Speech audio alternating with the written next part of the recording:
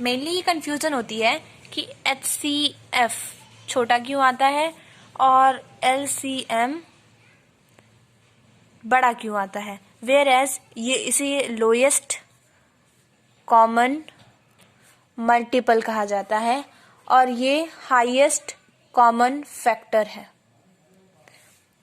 HCF छोटा इसीलिए होता है क्योंकि ये फैक्टर्स होते हैं, इनको एज अ डिवाइजर लेते हैं, और मल्टीपल बड़ा इसलिए आता है क्योंकि ये मल्टीपल है, इनको एज अ डिविडेंड लेते हैं।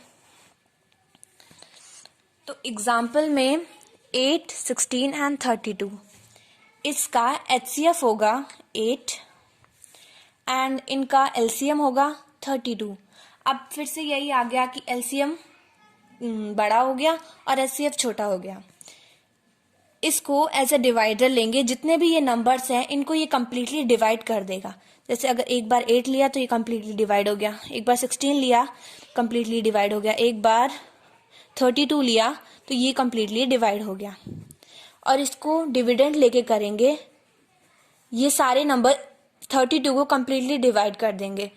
8 4 जा 32, 16 लिया फिर 32, 2 जा 32 एंड 32 1 जा 32।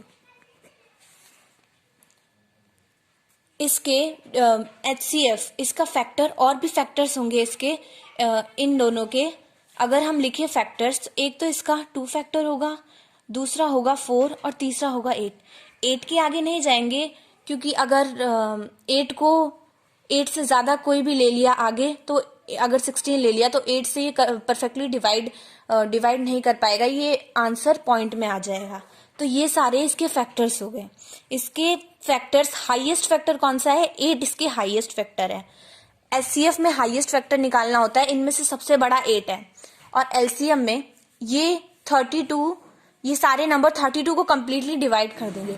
पर 32 के अलावा ऐसे बहुत सारे नंबर है जिनको ये कंप्लीटली डिवाइड कर सकते हैं, जैसे 32 एंड 64 और